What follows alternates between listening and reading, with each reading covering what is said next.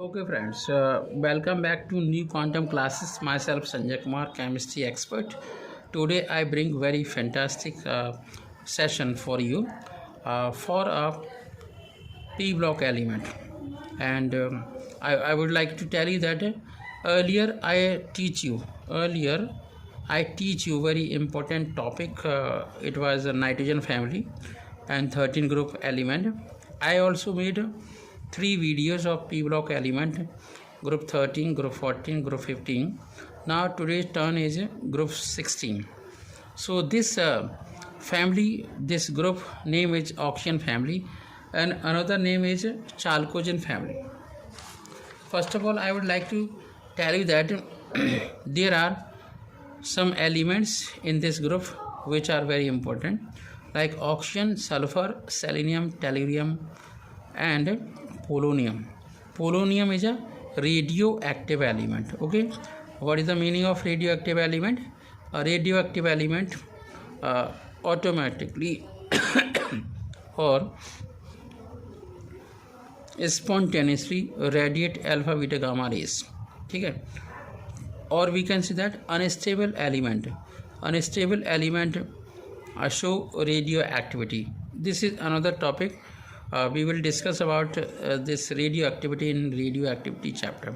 That is separate chapter. Whenever I will make a video, then I will make you understand.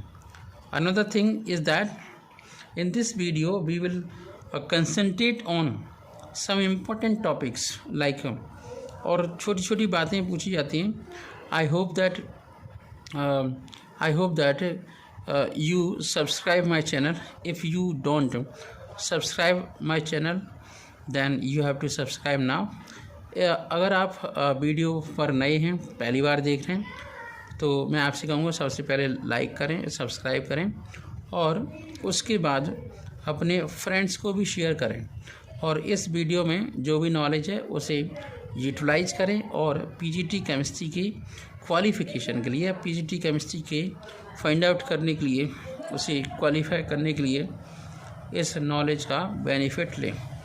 मैंने already notes बनाए हुए हैं, इसलिए क्योंकि कम टाइम में ज़्यादा हो जाए, अब टाइम कम बचा हुआ है, इसलिए नोट्स बना के रखे हुए.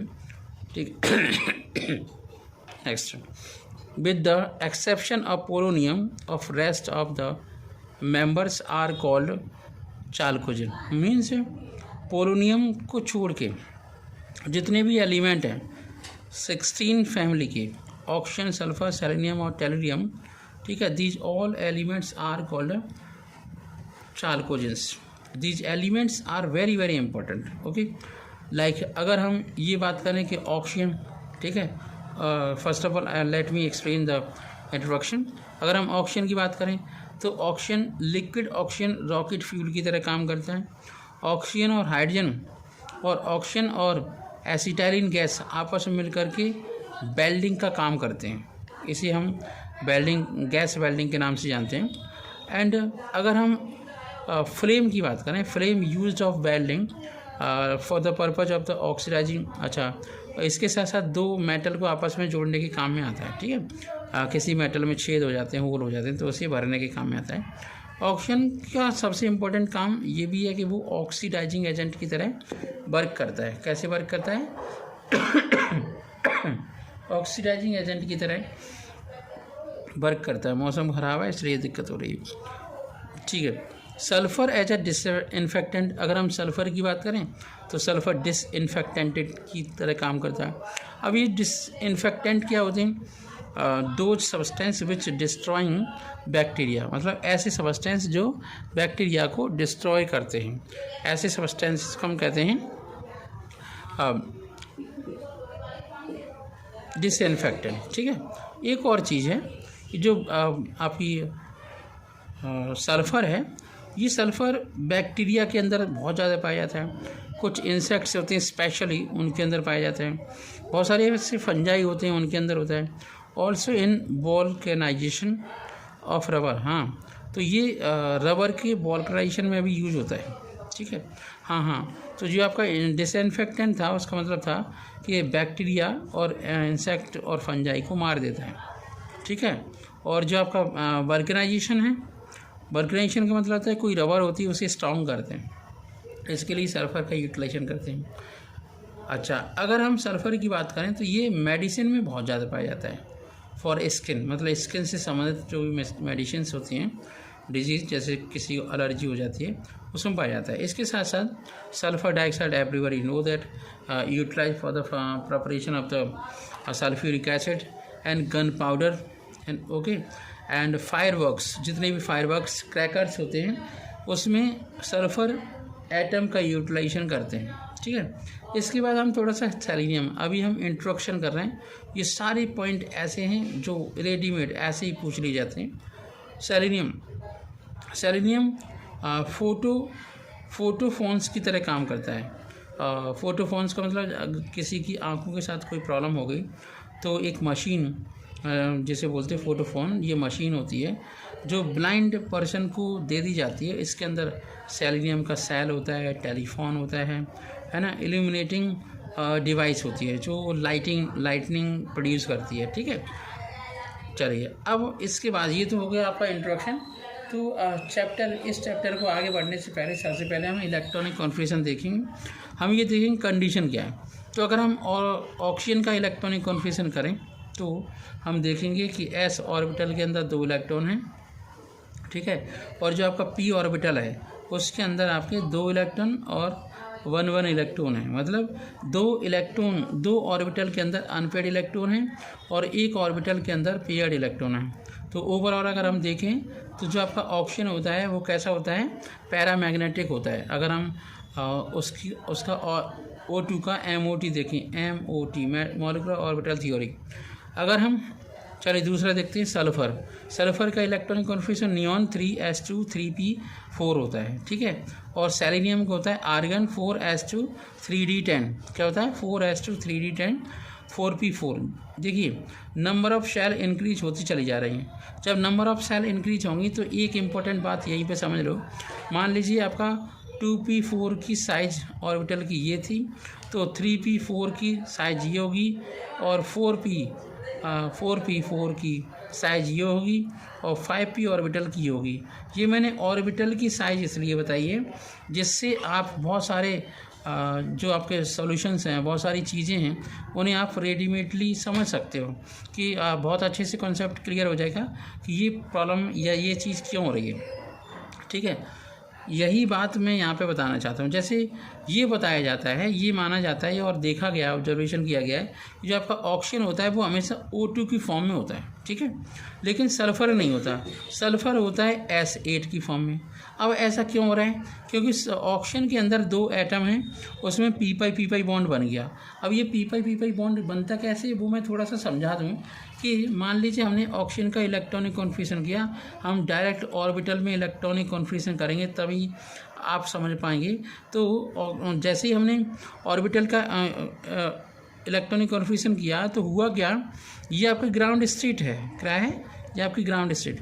फिर हमने एक्साइटेड स्टेट देखी, एक्साइटेड स्टेट में क्या है, फिर हमने एक्साइटेड स्टेट यहाँ पे देखने की कोई ज़रूरत नहीं है। रीजन क्या है, ये दूसरा और अब हमने ऑप्शन ले लिया और उसका भी इलेक्ट्रॉनिक कॉन्फिगरेशन इसी तरीके से हमने रख लिया। तो हम देख रहे हैं कि 2 लोन पेयर तो दोनों ऑप्शन पर आ नहीं है। ये वाला जो ऑक्सीजन है वो सिग्मा बॉन्ड से आपस में जुड़ जाएगा जिसमें एक्सियल ओवरलैपिंग हो जाएगी। ये वाला ऑक्सीजन है ये पाई बॉन्ड से बन जाएगा। अब चूँकि यहाँ p ऑर्बिटल है, पाई बॉन्ड बन रहा है, यहाँ p ऑर्बिटल है, पाई बॉन्ड बन रहा है, इसलिए हम इस टाइप की बॉन्डिंग को p पाई बॉन्डिंग कहते हैं। और ओवरऑल हम ये पढ़ते हैं ऑक्सीजन p पाई बॉन्डिंग। तो ये आपकी p पाई बॉन्डिंग हो गई, ये सिग्मा बॉन्ड हो गया। बात समझ में आई।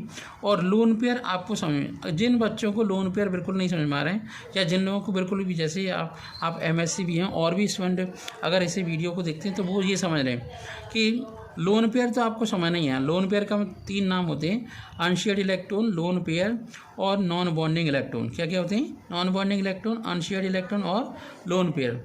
तो इन्हें हम लोन पेयर भी कहते हैं, लोन पेयर्स। ठीक है, अच्छा अनशेयर्ड इलेक्ट्रॉन्स, ठीक है, और इन्हें नॉन बॉन्डिंग इलेक्ट्रॉन्स भी कहते हैं, नॉन बॉन्डिंग इलेक्ट्रॉन्स। एक्चुअली क्या है, जब हम रीडिंग करते हैं किसी बुक की तो उसमें टेक्निकल टर्म आते हैं, वही नहीं समझ में आते, तो आगे फिर बात कैसे बनेगी। इसका स्क्रीनशॉट ले लो या फिर पॉज करके इसे समझ लो कि ये मैंने ऑक्सीजन के साथ पी पाई बॉन्डिंग कैसे की है। अब ऑक्सीजन में केवल 2 ही एटम पी पाई बॉन्ड कर सकते हैं और इसमें डी ऑर्बिटल है नहीं, ऑक्सीजन के अंदर डी ऑर्बिटल ही नहीं होता है।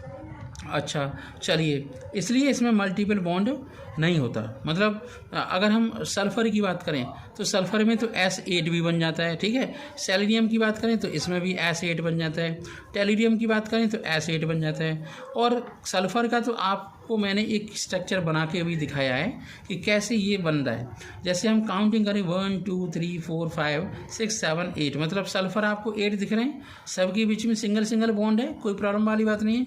ये इस टाइप के स्ट्रक्चर को हम पकड़ स्ट्रक्चर या पकड़ रिंग कहते हैं। और ऐसा क्यों होता है, 8 सल्फ़र के एटम, एक तो डी ऑर्बिटल है तो साइज़ बहुत बड़ी हो जाएगी संख्या में, तो ये टेढ़े मेढ़े हो जाएंगे अपने आप को एडजस्ट करने के लिए, स्टेबिलिटी के लिए पकड़ रिंग में आ जाते हैं। तो ये S8 मॉलिक्यूल है, इसलिए तो बोला जाता है कि सल्फ़र कैसा होता है, ऑक्टा एटॉमिक होता है। सल्फ़र कैसा होता है, ऑक्टा एटॉमिक, ठीक है। चलिए आगे बढ़ते हैं। अब हम क्या करते हैं, रेडीमेड कुछ क्वेश्चन आते हैं, जैसे डायरेक्ट ऑक्सीजन, सल्फर, सेलेनियम, है ना, टेल्यूरियम, इस तरीके से ये दे देंगे और ये पूछेंगे कि एटॉमिक रेडियस का ऑर्डर बताओ। तो एटॉमिक रेडियस का मैंने ऑर्डर बता दिया है, टेल्यूरियम का सबसे ज़्यादा होता है, सेलेनियम का उससे कम होता है, सल्फर का उससे कम होता है और ऑक्सीजन का और कम होता है, ठीक है। फिर आयनेशन एंथैल्पी की बात करें तो भाई ऑक्सीजन की आयनेशन एंथैल्पी ज़्यादा होगी, सीधी सी बात है, क्योंकि उसकी साइज़ छोटी है, और सल्फर की और कम होगी, सेलेनियम की और ही कम होगी, टेल्यूरियम की सबसे कम होगी। इसका मतलब ये हुआ up to term ionisation enthalpy कम हो रही है due to increase the atomic radius, ठीक है। क्योंकि जब एटॉमिक रेडियस इंक्रीज होगी तो आउटर मोस्ट ऑर्बिट पर इलेक्ट्रॉन का जो अट्रैक्शन होगा वो कम होता चला जाए। लेकिन इलेक्ट्रॉन गेन एंथैल्पी में ऐसा नहीं हो रहा। ऑक्सीजन की इलेक्ट्रॉन गेन एंथैल्पी कम है, साइज छोटी है, रिपल्शन ज़्यादा होगा तो अपने ऊपर इलेक्ट्रॉन को वियर नहीं कर पाएगा। सल्फर उसमें डी ऑर्बिटल आ गया, आसानी से इलेक्ट्रॉन वियर कर पाएगा, तो उसकी इलेक्ट्रॉन गेन एंथैल्पी सल्फर की ऑक्सीजन से ज़्यादा है और सेलेनियम से भी ज़्यादा है, टेल्यूरियम की भी ज़्यादा है, ठीक है। अगर हम इलेक्ट्रोनेगेटिविटी की बात करें तो इलेक्ट्रोनेगेटिविटी का सेंस होता है किसी भी एटम का किसी मॉलिक्यूल के अंदर जो अट्रैक्टिंग इलेक्ट्रॉन होते हैं और शेयर्ड इलेक्ट्रॉन होते हैं उन पर इसका कितना इफेक्ट है, कितनी ताकत से ये अपनी ओर खींच रहा है। तो ये इंडिविजुअल प्रॉपर्टी नहीं, ये किसी मॉलिक्यूल में एटम की प्रॉपर्टी होती है बॉन्डिंग इलेक्ट्रॉन को आप अपनी ओर खींचने के लिए। अब हम बात करते हैं मेल्टिंग पॉइंट की। तो जो आपका मेल्टिंग पॉइंट होता है, ये मेल्टिंग पॉइंट इस बात के ऊपर डिपेंड करता है कि साइज़ कैसी है। साइज़ बढ़ती चली जाती है अप टू डाउन, तो मेल्टिंग पॉइंट भी इंक्रीज होते चले जाते हैं। बॉइलिंग पॉइंट का भी यही ट्रेंड रहता है, लेकिन नाइट्रोजन फैमिली की कहानी अलग थी, ठीक है। नेक्स्ट चेंज करते हैं। अब हम बात करते हैं एक और इम्पोर्टेंट प्रॉपर्टी की बात, ठीक है, उसे कहते हैं एलोट्रॉपी। क्या बोलते हैं उसे, एलोट्रॉपी, ठीक है। तो ये आपकी एलोट्रॉपी को समझते हैं पहले, एलोट्रॉपी क्या है। तो अभी हम जो पढ़ रहे हैं वो पढ़ रहे हैं physical properties of oxygen family या चाल्कोजेन फैमिली, ठीक है। तो अब हम एलोट्रॉपी देखते हैं। जैसे हमने स्टडी किया है कार्बन के एलोट्रॉप्स होते हैं दो, ग्रेफाइट होता है, बकनिस्टोफर्लिन होता है और डायमंड होता है। उसी तरीके से ऑक्सीजन के भी एलोट्रॉप्स होते हैं, जैसे ऑक्सीजन है, ओजोन है। ओजोन तो बहुत ही इंपॉर्टेंट आई थिंक एलोट्रॉप है। जैसा कि हम जानते हैं कि जो अल्ट्रावायलेट रेज होती हैं सन से आती हैं और ये आपकी ओजोन गैस से ही तो कंट्रोल हो पाती है, ओजोन अपने अंदर एब्जॉर्ब कर लेता है। अगर हम सल्फ़र की बात करें तो सल्फ़र के अंदर रोम्बिक सल्फ़र होती है, मोनोक्लिनिक सल्फ़र होती है, ठीक है। सेलेनियम की बात करें तो रेड सेलेनियम होता है, ग्रे सेलेनियम होता है, ब्लैक होता है, ठीक है। अगर हम टेल्यूरियम की बात करें तो टेल्यूरियम क्रिस्टलाइन होता है, अमॉर्फस होता है और ठीक है, इस तरीके के आपकी कंडीशन है। इसके बाद एक और इम्पोर्टेंट प्रॉपर्टी आती है जिसे हम बोलते हैं कैटिनेशन। क्या बोलते हैं, कैटिनेशन। तो जैसे अगर हम कैटिनेशन की बात करें तो सल्फ़र और सल्फ़र का कैटिनेशन होने की वजह से इससे जो सल्फ़र है तो ये प्रोटीन में भी पाई जाती है सल्फ़र, है ना। तो एंजाइम्स के अंदर पाई जाती है सल्फ़र। अगर कैटिनेशन की प्रॉपर्टी नहीं होती तो काम बनता ही नहीं। जैसे हम वाटर की बात करें तो वाटर के साथ साथ तो यहाँ वाटर में तो ऐसा कुछ है नहीं है। अगर हम H2O2 की बात करें तो यहाँ पे हाइड्रोजन पर ऑक्साइड है, तो ऑक्सीजन का देखो एक प्रकार से चेन बनता चला गया। सल्फ़र का भी ऐसी केस हो रहा है, और 3 सल्फ़र और हाइड्रोजन के साथ है, 4 सल्फ़र और हाइड्रोजन, ये कैटिनेशन होती चली जाती है। तो हम कह सकते हैं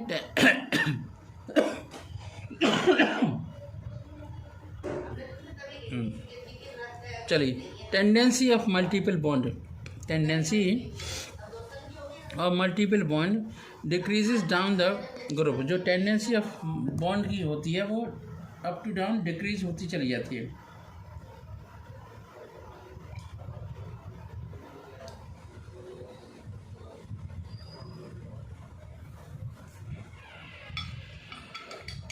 चलिए ठीक है। Tendency of multiple bond decrease down, मतलब ये हुआ up to down oxidation number घटता है, चेंज होता है। अगर हम ऑक्सीडेशन स्टेट की बात करें, अब इलेक्ट्रॉनिक प्रॉपर्टी स्टार्ट हो गई, मतलब केमिकल प्रॉपर्टी स्टार्ट हो गई। तो जो आपके कंपाउंड होते हैं जैसे K2O है, ठीक है, और आपका Na2O है, कैल्शियम ऑक्साइड है। इसमें जैसे हम K2O की बात करें तो K2O में ऑक्सीजन की ऑक्सीडेशन नंबर क्या होगा, -2 होगा। Na2O में क्या होगा, -2 होगा। कैल्शियम ऑक्साइड में क्या होगा, -2 होगा, ठीक है। OF2 की बात करें तो क्या होगा, OF2 में +2 होगा। बात समझ में आ रही। और H2O2 में -1 ही होता है। वैसे अगर हम नॉर्मली देखें तो ऑक्सीजन का ऑक्सीडेशन नंबर जनरली तो -2 होता है, लेकिन कुछ कंपाउंड होते हैं जिसमें -1 होता है, और कुछ और भी कंपाउंड हमने देखे जिसके अंदर +2 भी होता है, ठीक है। तो अगर हम सल्फ़र एटम की बात करें, अब हम थोड़ा सा और डिटेल में जा रहे हैं। तो सल्फ़र एटम के बारे में अभी तो मैंने देखो ऑक्सीजन की बहुत अच्छी से कंडीशन समझा दी, क्या ग्राउंड स्टेट होती है, क्या एक्साइटेड स्टेट होती है, कैसे P5 बॉन्ड बनता है। हम सल्फ़र की कहानी देखते हैं। सल्फ़र का में इलेक्ट्रॉन होते हैं 3D में 2 इलेक्ट्रॉन होते हैं, और 3P के Px में 2 इलेक्ट्रॉन होते हैं, Py में 1 इलेक्ट्रॉन, Pz में केवल 1 इलेक्ट्रॉन होता है, ठीक है। तो अब इसके बाद इन एक्साइटेड स्टेट देखते हैं तो 1 इलेक्ट्रॉन यहाँ पे D में आ सकता है, फिर और ज़्यादा एक्साइटेशन होता है दूसरे D में इलेक्ट्रॉन आ जाता है, ठीक है। तो अगर हम ये एक्साइटेशन मैंने आपको इसलिए समझाइए कि जितनी ज़्यादा एक्साइटेशन होगी पॉसिबिलिटी होगी कि उतने ज़्यादा बॉन्ड बन पाएंगे, ठीक है। हम देखते हैं कौन कौन से पदार्थ के अंदर कौन कौन से बॉन्ड पाए जाते हैं। अगर हम Na2S की बात करें तो वहाँ पे ऑक्सीडेशन नंबर -2 है। SF2 की बात करें तो +2 ऑक्सीडेशन नंबर है। SF4 की बात करें तो +4 ऑक्सीडेशन नंबर है। SF6 की बात करें तो 6 ऑक्सीडेशन नंबर। पर अब जितने अनपेयर्ड इलेक्ट्रॉन, जितना बॉन्डिंग, उतना ही ऑक्सीडेशन नंबर, ठीक है। और एक और बात बताएं, जो SF6 है ये आपका ऑक्टाइडल होता है। क्या होता है, ऑक्टाइडल। SF4 होता है ये आपका सीसॉ होता है। कैसा होता है, सीसॉ। इसे मैं आपको करके दिखाऊंगा, ठीक है, सीसॉ और ऑक्टाइडल को। तो मान लीजिए सल्फ़र है, सल्फ़र के आउटर मोस्ट ऑर्बिट में इलेक्ट्रॉन हमने नहीं दिखा रहे हैं, सीधा सीधा एक्साइटेड स्टेट बता रहे हैं जिससे आपको अच्छे से समझ में आ जाए। तो एक्साइटेड स्टेट जब हम बनाएंगे तो सारे इलेक्ट्रॉन को एक्साइट कर देंगे, तो ये कंडीशन बन जाएगी। अब देखो ये जो ऑर्बिटल है, एक है dx² - y²। समझ ना इस बात को, ये ऑर्बिटल के नाम पूछे जाते हैं, इसलिए मुझे शौक नहीं ये सब बता रहे हैं, तो डायरेक्ट पूछे जाते हैं। dz² है, ठीक है। अच्छा, अब ये जो आपका ये नाम पूछे जाते हैं, तो एक F यहाँ पर आएगा, एक F यहाँ पर आएगा। अनपेयर्ड इलेक्ट्रॉन होना जरूरी है। तो कौन कौन से ऑर्बिटल पार्टिसिपेट कर रहे हैं, एक S का, 3P के और 2 D के। हाइब्रिडेशन क्या होगी, sp3d2। sp3d2 में हमेशा ऑक्टाइडल होता है। क्या होता है, ऑक्टाहीड्रल। अब इसे हम बनाएंगे कैसे, देखो जो dx² - y² था वो उसका काम होता है इस तरीके से। यहाँ पर ऐसा आ गया, ये आपका फ्लोरीन के लिए हो गया। 4 फ्लोरीन 4 कॉर्नर पर होंगे, अलग प्लेन में होंगे। एक फ्लोरीन अबव द प्लेन होगा और एक फ्लोरीन होगा आपका बिलो द प्लेन। यहाँ पर हर जगह 90 डिग्री का एंगल होगा और ऊपर अबव द प्लेन ये लीनियर होगा। तो यहाँ कौन सा ऑर्बिटल, ऐसे कौन सा ऑर्बिटल होता है डी का, डी जेड स्क्वायर, तो इससे पता चलता है। और ये एक्सेस भी है, तो डी जेड स्क्वायर और एक्स स्क्वायर ऐसे ऑर्बिटल होते हैं जिनमें इलेक्ट्रॉन की डेंसिटी एक्सेस पर होती है। ये मैंने बहुत महत्वपूर्ण बात बता दी। और ये बातें पूछी जाती हैं कि SF6 में कौन सा ऑर्बिटल होगा। यहीं पर डायरेक्टली एक साथ ही और भी बात बता दूँ मैं। ये आपका 3s है, ये 3p है और ये 3d स्टार्ट हो गया, ठीक है। तो यहाँ पर ये ऑर्बिटल 3s का एक्साइटेड नहीं होगा। अब देखो कितने इलेक्ट्रॉन एक्साइटेड हो गए, 1 2 3 और 4, बस इतना ही काफ़ी है। 1 2 3 और 4 मतलब एक उसमें। तो ये आपका डी जेड स्क्वायर यूज हो रहा है, ये पूछ लेते हैं। तो यहाँ पर है sp3d हाइब्रिडाइजेशन, है ना। शेप होने चाहिए ट्राइगोनल, है ना, बाई पिरामिडल। कैसी होनी चाहिए? ट्राइगोनल बाई पिरामिडल, ठीक है। लेकिन होती नहीं है, शेप होती है सीसॉ। देख लीजिए क्यों? क्योंकि सल्फर यहाँ पे रखेंगे, एक एफ यहाँ आवादा प्लेन, एक यहाँ पे, एक यहाँ पे एफ, एक यहाँ पर एफ, और ये जो ऑर्बिटल लोन पेयर हो गया, लोन पेयर।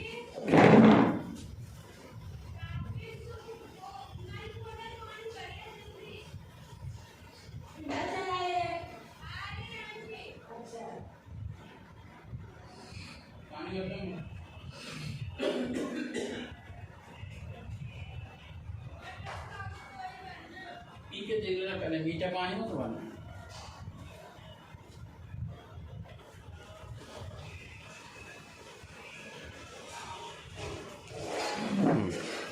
चलिए, तो SF4 कैसा होता है? सीसॉ होता है। बात समझ में आ रही? चलिए, ये इम्पोर्टेंट बात मुझे बतानी थी, वो मैंने आपको बता दी। चलिए आगे बढ़ते हैं। तो बॉन्ड एंगल ऑफ हाइड्राइड अगर हम देखें, अप टू डाउन कम होते चले जाते हैं। तो H2O का H2O में ऑप्शन sp3 हाइब्रिडाइज होता है। 2 लोन पेयर होने की वजह से शेप V शेप या एंगुलर होती है।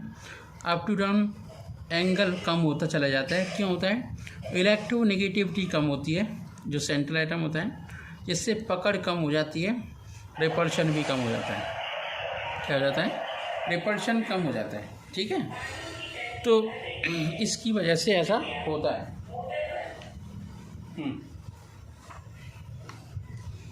ठीक है, अब हम बात करते हैं, रिपल्शन डिक्रीज होता चला जाता है, बॉन्ड एंगल भी डिक्रीज हो रहा है। एसिडिटी की अगर हम बात करें तो एसिडिटी इंक्रीज हो रही है डाउन द ग्रुप, मतलब H2O, है ना, और कम एसिडिक है comparison to H2S, comparison to H2SE, comparison to H2TE, ठीक है। चलिए आगे बढ़ते हैं। बॉन्ड डिसोसिएशन, देखो जब बॉन्ड एंगल बढ़ेगी, बॉन्ड एंगल कम होगा, तो बॉन्ड डिसोसिएशन एनर्जी भी कम ही होगी डाउन द ग्रुप। अगर हम नीचे से ऊपर आते हैं तो इंक्रीज हो रही है। चलिए, इसके बाद हम बात करते हैं बॉइलिंग पॉइंट की। तो वाटर का बॉइलिंग पॉइंट आप जानते हो, है ना। हाँ, आपका सल्फ्यूरिक H2S का बॉइलिंग पॉइंट और कम हो गया, H2SE का और कम हो गया, ये थोड़ा सा बढ़ गया, और आपका H2TE का बॉइलिंग पॉइंट बढ़ गया। तो ये ट्रेंड कम ज़्यादा हो रहा है, इसे तो आप लर्न कर लो, है ना। अगर हम मेल्टिंग पॉइंट की बात करें तो उसमें भी ट्रेंड ऐसी हो रहा है, 273 केल्विन, 188, है ना, और फिर आपका 208, 220, इस तरीके से आपका ट्रेंड हो रहा है। इस बात को समझ लो। चलिए नेक्स्ट समझते हैं क्या इम्पोर्टेंट होने वाला है। बहुत ही इंटरेस्टिंग चीज़ हम स्टडी कर रहे हैं। हम स्टडी कर रहे हैं 16 ग्रुप एलिमेंट, इसे हम ऑक्सीजन फैमिली कहते हैं। इसके अंदर ऑक्सीजन, है ना, ऑक्सीजन, सल्फर, सेलेनियम, टेलुरियम होते हैं। सेलेनियम और टेलुरियम बहुत इंपॉर्टेंट है। चलिए अब हम इनकी हाइड्राइड की बात करते हैं। काय की बात करते हैं? हाइड्राइड्स की, ठीक है। ये हाइड्राइड्स बहुत इंपॉर्टेंट होते हैं। अगर हम ऑक्सीजन के हाइड्राइड की बात, I2O5 होता है, OF2 होता है, Cl2O होता है, Cl2O7 होता है, ठीक है। Br2O होता है, Br के ब्रोमाइड के हाइड्राइड, ब्रोमाइड के ऑक्साइड, है ना, ब्रोमाइड के साथ हैलाइड है, विद ब्रोमाइड। अगर हम स्टेबिलिटी की बात करें तो SF6 ज़्यादा स्टेबल होता है comparison to SeF6 comparison to tellurium F6। Reason क्या है, इसकी साइज छोटी है तो पकड़ ज़्यादा अच्छी होगी, तो बॉन्ड भी स्ट्रांग ही रहेगा। अगर हम हाइड्रोलाइसिस की बात करें तो up to down hydrolysis increase होती है। क्या हो रहा है, up to down hydrolysis increase हो रही है। ठीक है, हाइड्रोलाइसिस एक एटम की कहानी अलग है, कंपाउंड की कहानी अलग होती है। हाइड्रोलाइसिस का मतलब हो गया TeF2 वाटर के साथ रिएक्शन करेगा तो हाइड्रोजन फ्लोराइड और H6TeO6 बनेगा। ठीक है, SF4 मैंने समझा ही दिया है कि ये आपका सीसा होता है, ये मैंने यहाँ पे समझा दिया, ये रहा।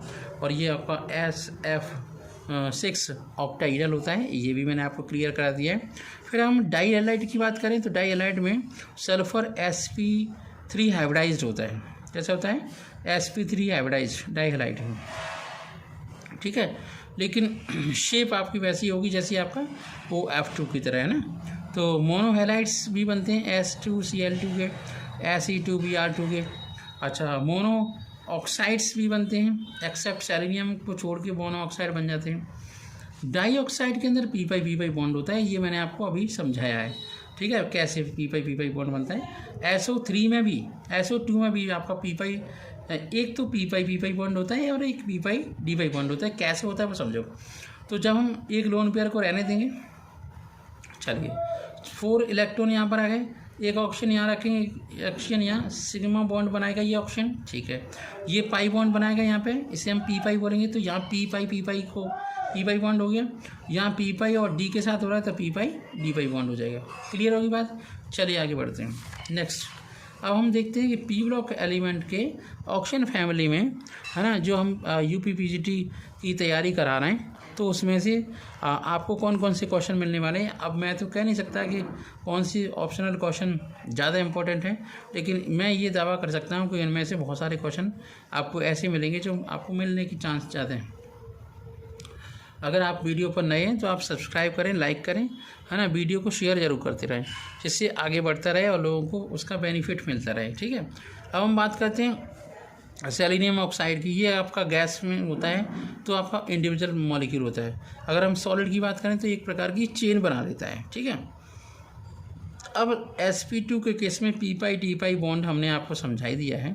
SO3 का केस अलग है, उसमें आपके 2 p-p बॉन्ड होते हैं। कितने हो गए, 2, यानी एक p-p बॉन्ड होगा और 2 p-d बॉन्ड होगा। कितने बॉन्ड हो गए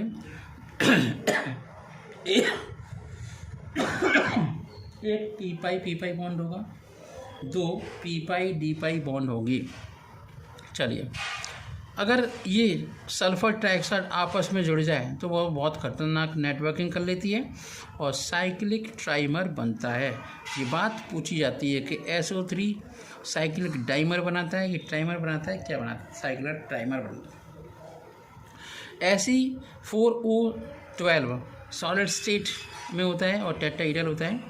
और तबीयत सही ना होने की वजह से कल मैंने वीडियो नहीं बनाया था, अभी भी बहुत ज़्यादा कफ हो रहा है, इस वजह से मैंने सोचा कि मैं अब नेक्स्ट टाइम जब मैं प्रॉपर्ली अच्छा फील करूँगा तभी बनाऊँगा। तो ऑक्सीजन की बात करें तो आपके ऑक्सीजन गैसेस होते हैं, और वैसे चलो कुछ केमिकल रिएक्शन देखते हैं जिससे समझ में आ जाए। तो अगर हम Ag2O को हीट करते हैं तो आपका Ag2O को हीट करते हैं तो 4Ag और ऑक्सीजन बनता है। मतलब ऑक्सीजन बनाने की कुछ मेथड देख रहे हैं। H2 को हीट करते हैं तो आपका 2H2 और O2 बनता है। Pb3O4 को हीट करते हैं तो P6PbO लेड ऑक्साइड बनता है। PbO2 को हीट करते हैं तो PbO बनता है। MnO2 को हीट करते हैं तो Mn3O4 बनता है। ठीक है, KMnO4 को 6H2O मतलब K2SO4 और MnSO4 बनता है। ठीक है, अच्छा K2Cr2O7 और सल्फ्यूरिक एसिड के साथ रिएक्शन करते हैं तो Cr2SO4 का होल थ्राइस बनता है। ठीक है, अब है KClO3, ये आपका KCl बनता है और इसके बाद आपका बनता है NO2। ठीक है, और K2MnO4 CaCl2, इस तरीके से आपका ऑक्सीजन भी बनता जाता है और कुछ कंपाउंड भी बनते चले जाते हैं। ठीक है, अब थोड़ा सा और एलेबोरेट करते हैं। ऑक्सीजन की अगर हम बात करें तो हमने MOT पढ़ी है और थोड़ा सा MOT का नमूना मैंने समझाया भी है। यहाँ MOT की बात करें तो sigma 1s2 sigma antibonding 1s2 sigma 2s2 sigma antibonding 2s2 और सिग्मा 2pz और पाई 2px 2p/2p 2 इलेक्ट्रॉन होते हैं। बाकी की ये आपके कितने इलेक्ट्रॉन हो गए, आपके हो गए 14 इलेक्ट्रॉन, ठीक है, जहाँ तक भर गए। तो अगर यहाँ 14 इलेक्ट्रॉन नाइट्रोजन तो आपकी डायमैग्नेटिक थी, ये अनपेड इलेक्ट्रॉन है। इस वजह से इस जो आपका ऑक्सीजन है वो आपका कैसा है, पैरामैग्नेटिक, ठीक है। और आर्टिफिशियल, अगर हम ऑक्सीजन की बात करें तो ऑक्सीजन आर्टिफिशियल रेस्पिरेशन में बहुत ज़्यादा है। जैसे आजकल कोविड चल रहा है तो कोविड के लिए क्या कौन सी वाली गैस यूटिलाइज की जा रही है, ऑक्सीजन गैस, ठीक है। चलिए आगे बढ़ते हैं। आर्टिफिशियल रेस्पिरेशन हमें यूज़ होती है। अगर हम सर्जरी की बात करें तो ऑक्सीजन सर्जरी में बहुत यूज होती है ना, हार्ट एलिमेंट्स में बाई माउंटेनियर्स के द्वारा ये ले जाई जाती है। डाइल्यूटेड ऑक्सीजन का यूटिलाइजेशन होता है, ठीक है। हाँ, फिर इसके बाद लिक्विड ऑक्सीजन की हम बात करें तो वो यूज होती है।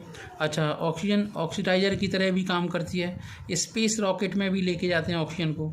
अगर हम डाई ऑक्सीजन की बात करें, इसका यूटिलाइजेशन सबसे ज़्यादा एथाइलिन और ऑक्सी एसिटाइलिन फ्लेम में यूज होती है, जो मैंने स्टार्टिंग में बताया था वेल्डिंग कटिंग के लिए, क्योंकि जितनी भी कटिंग की जाती है मेटल की वो इसी से की जाती है, गैस वेल्डिंग से। हम कुछ ऑक्साइड्स की बात करते हैं। अगर हम एसिडिक ऑक्साइड की बात करें तो H2CO3, H2SO4, H2SO3, HNO3, H2SO4 या H3PO4 बनते हैं। Acidic oxides are also called acids. Acidic oxide को हम एसिड भी कहते हैं। जैसे हम H2SO4 को सल्फ्यूरिक एसिड कहते हैं, इसे हम हाइड्रोजन सल्फेट भी कह सकते हैं, ठीक है। अब हम बात करते हैं एनहाइड्राइड्स। जितने भी एसिडिक ऑक्साइड्स होते हैं उन्हें हम एसिडिक एनहाइड्राइड के नाम से भी जानते हैं। जैसे P4O10 है, वो सोडियम हाइड्रोक्साइड के साथ रिएक्शन करेगा तो आपका वाटर बनेगा, NO2PO4 बनाएगा। बेसिक ऑक्साइड को बेसिक एनहाइड्राइड के नाम से जानते हैं। कुछ ऐसे ऑक्साइड होते हैं जो एम्फोटेरिक होते हैं, कुछ ऐसे ऑक्साइड होते हैं जो बेसिक इन नेचर वाले होते हैं। सारे मेटल के ऑक्साइड बेसिक नेचर वाले होते हैं। कैसे होते हैं, बेसिक। तो यहाँ पर देख रहे हो up to down basic nature of oxide बढ़ रहा है। बात को समझना इस बात को, ठीक है। ऑक्सीजन की बात। अच्छा, एसिडिक नेचर की बात करें तो NO2O कम एसिडिक है, बेसिक ज़्यादा है। मैग्नीशियम ऑक्साइड इस तरीके से एम्फोटेरिक, ये आपकी कहानी थी। इसके बाद बात करते हैं हम ऑक्सीजन की। अगर हम ऑक्सीजन की बात करें तो ऑक्सीजन के बहुत सारे ऑक्साइड होते हैं, जैसे सोडियम का ऑक्साइड, मैग्नीशियम का ऑक्साइड, कार्बन डाइऑक्साइड है OF2 है ना। पर ऑक्साइड की बात करें तो Na2O2। ये बहुत ऐसे इतने सारे में बातें इसलिए बता रहा हूँ कि इनमें से रेडीमेड ऐसे ही क्वेश्चन पूछे जाते हैं, ऐसे ही क्वेश्चन रख दिए जाते हैं। BaO2, मैं टेस्ट सीरीज जल्दी से शुरू करने वाला हूँ विद इन 2 डेज, ठीक है। H2O2। सुपर ऑक्साइड होते हैं KO2, PbO2। डाई ऑक्साइड होते हैं PbO2 और MnO2। और सब ऑक्साइड्स होते हैं N2O, क्या होते हैं N2O। अब हम बात करते हैं ओजोन की। तो ओजोन को मैंने पहले ही बताया था कि ओजोन लेयर होती है हमारे एटमॉस्फेयर में, जो अल्ट्रावायलेट रेज को क्या करती है, अल्ट्रावायलेट रेज को क्या करती है, एब्जॉर्ब कर लेती है, जिससे हार्मफुल रेज नहीं आ पाती, ठीक है। ऑक्सीजन अल्ट्रावायलेट रेज O3 में कन्वर्ट कर देती हैं, ठीक है। और O3 को बनाने के लिए बहुत सारे मेथड हैं। ये O3 बनाना एक प्रकार की एंडोथर्मिक रिएक्शन होती है। इसे हम ओजोनाइजर कहते हैं, कि ओजोनाइजर से बनाई जाती है, ठीक है। सीमेन ओजोनाइजर और ब्रॉडीज ओजोनाइजर के नाम से फेमस है। इसमें होता क्या है कि पेल ब्लू कलर की पंजेंट स्मेल वाली गैस होती है O3। इसका बॉइलिंग पॉइंट 161 पॉइंट होता है। ये ऑक्सीडेशन, अगर हम इसका ऑक्सीडेशन करें है ना, तो ये आपका ऑक्सीजन में कन्वर्ट हो जाती है। और FeSO4 के साथ रिएक्शन करें तो ये FeSO4 को FeSO4 के होल थ्राइस में कन्वर्ट कर देती है, ठीक है। तो अगर हम आयोडीन के ऑक्साइड की बात करें तो वाटर के साथ हाइड्रोजन आयोडेट बनाता है, ठीक है। इस तरीके से बहुत सारे ऐसे कंडीशन हो रहे हैं। और एक और है O3 का सबसे इम्पोर्टेंट यूटिलाइजेशन, केमिकल रिएक्शन कह सकते हैं। आपने ऑर्गेनिक कंपाउंड में पढ़ा है कि डबल बॉन्ड वाले एल्कीन का ओजोनाइजेशन करते हैं तो उससे ओजोनाइड बनता है। क्या बनता है, ओजोनाइड, ठीक है। अच्छा, अगर हम ब्लीचिंग करेक्टर की बात करें तो ये आपका ब्लीचिंग करेक्टर शो करता है। अब हम बात करते हैं सल्फ़र की। तो सल्फ़र नॉन मेटल है, सॉलिड होता है, येलो होता है। सल्फ़र के बहुत सारे कंपाउंड हैं, जैसे आयरन पायराइट है, गैलेना है ना, एप्सम सॉल्ट है ना, MgSO7H2O, जिप्सम है, कैल्शियम सल्फेट है ना 2H2O, कॉपर पायराइट है CuFeS2, सिनेबार है H2SO। सल्फ़र के बहुत सारे आपके एलोट्रॉप्स होते हैं, जैसे रोम्बिक सल्फ़र। मैं बहुत तेज़ी से इसलिए बता रहा हूँ कि आपको नाम पूछे जा रहे हैं। ऐसे होता है molecules are more closely packed, बात पास में होते हैं मोनोक्लिनिक सल्फ़र के अंदर है ना, मोनोक्लिनिक सल्फेट के अंदर। देन इन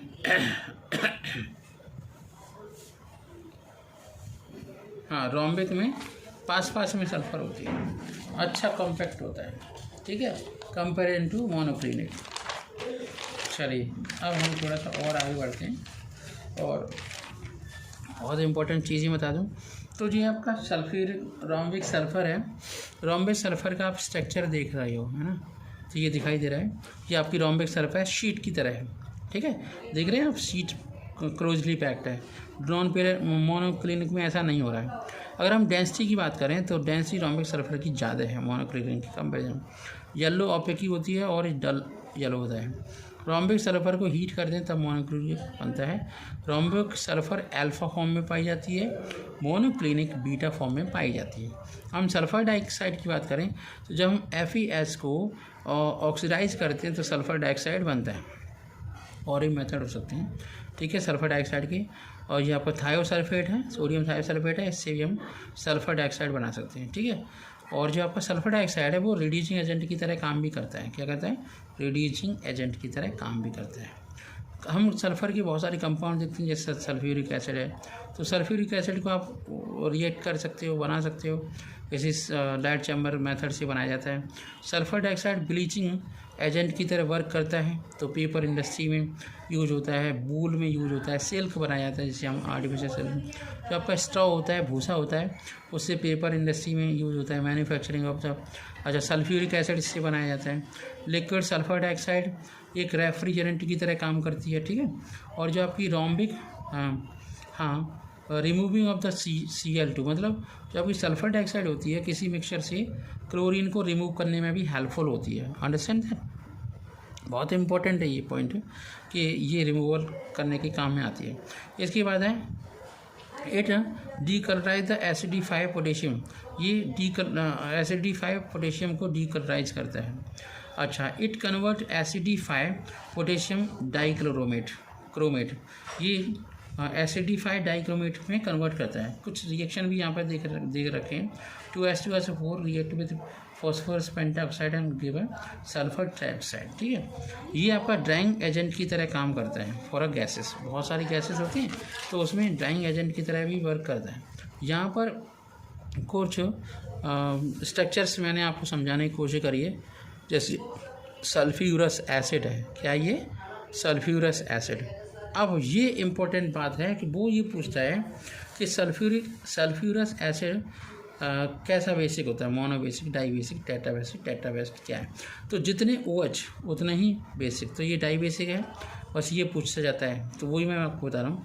थायोसल्फ्यूरिक एसिड कैसा है? डाई बेसिक है, ठीक है। डाई थायोमस एसिड है, तो आपका ये आपका डाई बेसिक है, ठीक है। यहाँ पर हम बात करें पर सल्फ्यूरिक एसिड, सल्फ्यूरस एसिड है, तो ये भी आपका डाई बेसिक है, ठीक है। सल्फ्यूरिक एसिड है, डाई बेसिक है।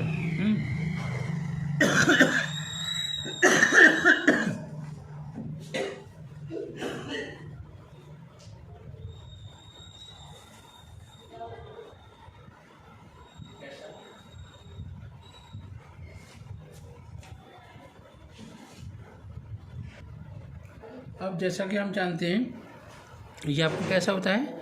डाई बेसिक होता है, ठीक है। इसके बाद हम यहाँ पर आते हैं सल्फ्यूरिक एसिड में, तो यहाँ पर भी आपका डाई बेसिक ही है। देखो ये बेसिक पूछे जाते हैं कैसे होते हैं। इसके बाद थायोनिक एसिड है, ये भी आपका डाई बेसिक है।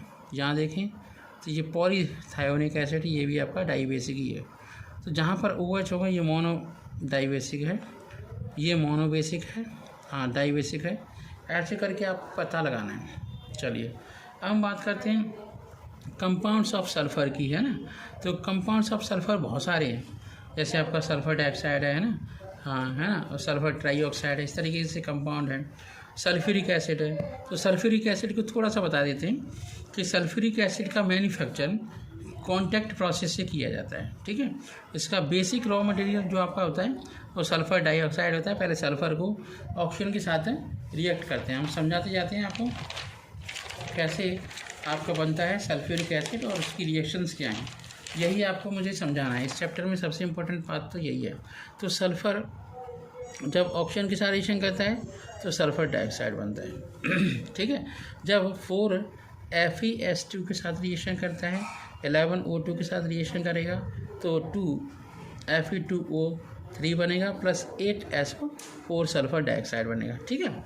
अब ये सल्फ़र डाइऑक्साइड बन गया 2SO2, ठीक है, प्लस O2 रिएक्शन कर रहे हैं तो 2SO3 बनेगा। यही SO3 किसके साथ रिएक्शन करते हैं, इसे SO3 को वाटर के साथ रिएक्शन कराते हैं तो ओलियम बनता है। क्या बनता है, ओलियम। देखो SO3 के साथ H2SO4 थोड़ा सा मिला लेंगे, डाइल्यूट है ना, और बन जाएगा H2S2O7, इसे हम ओलियम कहते हैं। ये बात पूछी जाती है कि सल्फ्यूरिक एसिड कहाँ से बनाया जाता है, इसी ओलियम को पानी में घोलो और सल्फ्यूरिक एसिड तैयार बनेगा sulphuric acid. 2 molecule of sulphuric acid आपको प्राप्त हो जाएगी।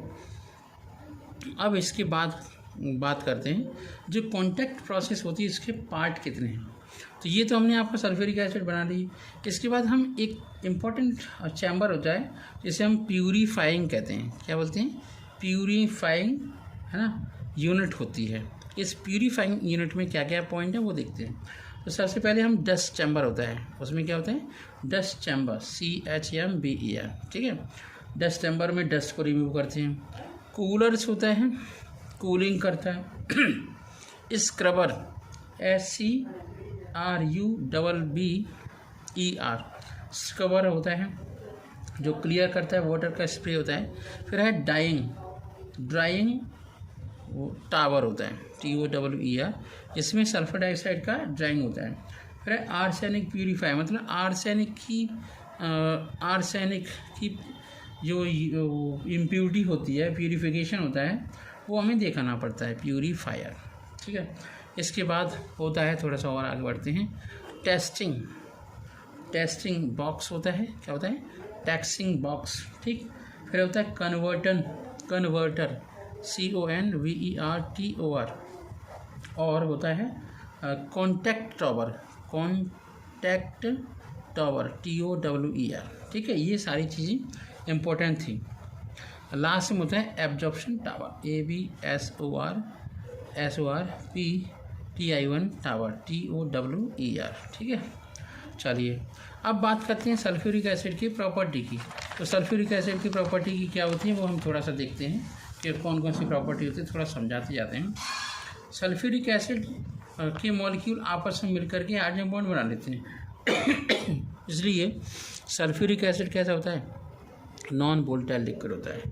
Sulphuric acid is a non volatile liquid, ठीक है।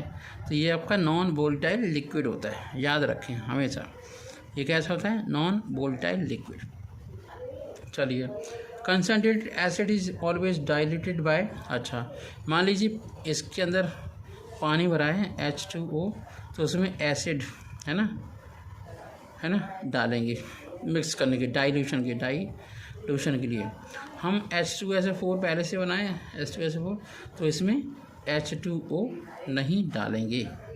तो डाइल्यूशन कैसे करते हैं, सल्फ्यूरिक एसिड को वाटर में डाल के डाइल्यूशन किया जाता है। तो अगर हम सल्फ्यूरिक एसिड की बात करें तो ये डिहाइड्रेटिंग एजेंट की तरह भी काम करता है कंसनट्रेटेड H2SO4 है, ठीक है जिससे चाइरल कार्बन बनता है 12H11H2, 12 कार्बन बनते हैं। आपका HCOOH है, ठीक है, कंसनट्रेट H2SO4 है ना, इससे CO प्लस H2O बनता है। ये आपकी केमिकल रिएक्शंस हैं, सल्फ्यूरिक एसिड की बहुत इंपॉर्टेंट रिएक्शंस हैं। तो ये मुझे आपको समझानी थी, बस इसमें इतना ही है और कुछ नहीं है। सल्फ्यूरिक एसिड का स्ट्रक्चर मैंने आपको अच्छे से समझा दिया है कि डबल बॉन्ड O होता है, डबल बॉन्ड O होता है, OH होता है, OH होता है, तो ये आपका डाई बेसिक होता है, ठीक है। और थोड़ा सा बता देते हैं, जैसे एक्शन विद मेटल के साथ रिएक्शन करते हैं तो सल्फ्यूरिक एसिड ZnH2SO4 के साथ रिएक्शन करेगा तो H2 गैस निकल पड़ेगी, है ना, सल्फ्यूरिक ZnSO4 बनेगा। एक्शन विद नॉन मेटल के साथ रिएक्शन करेगा, नॉन मेटल के साथ रिएक्शन करके